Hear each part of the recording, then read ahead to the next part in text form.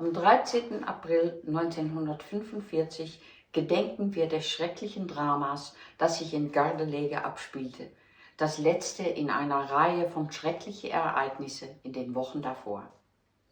Mit dem Vormarsch der alliierten Truppen wurden ein Konzentrationslager nach dem anderen evakuiert. Die noch lebenden Häftlinge wurden mit dem Zug oder zu Fuß abtransportiert. So haben die Nazis versucht, ihre Spur zu verwischen. Das Gleiche geschah mit Häftlingen aus mehreren Außenlagers des KZ Mittelbau-Dora und Hannover-Stöckchen, einem Außenlager des KZ Neuengamme.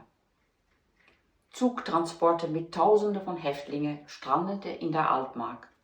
Sie waren gezwungen, zu Fuß nach Gardelegen zu gehen. Diejenigen, die nicht mithalten konnten, wurden getötet.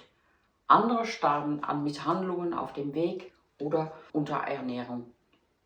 Am Abend des 13. April trieb die SS die Gruppe der Häftlinge in einer Scheune auf dem Gut Isenschnibbe. Sie schlossen den Schuppen ab und zündeten ihn an. Häftlinge, die versuchten zu fliehen, wurden erschossen. 1016 Menschen verloren ihr Leben. Die Amicale Internationale KZ Neuengamme repräsentiert nationale Freundeskreise Neuengamme und damit einige ehemalige Häftlinge und viele Nachkommen aus Belgien, Dänemark, Deutschland, Frankreich, den Niederlanden, Polen und Spanien. Einige von uns überlebten die Todesmärschen in den letzten Wochen des Krieges. Wir erhalten die Erinnerung an sie und an diejenigen, die nicht überlebt haben, wach.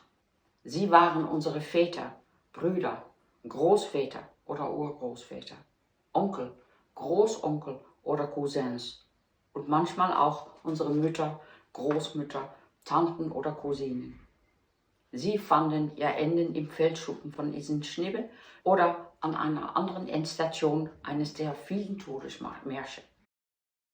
Wir halten die Erinnerung an unsere Verwandten wach, die zuvor in den Konzentrationslagern ermordet wurden, und an diejenigen, die überlebt haben, deren Leben aber für immer gezeichnet wurde. Wir erzählen die Geschichte unserer Angehörigen, um uns an sie zu erinnern. Denn persönliche Geschichten lehren uns, was richtig und falsch ist.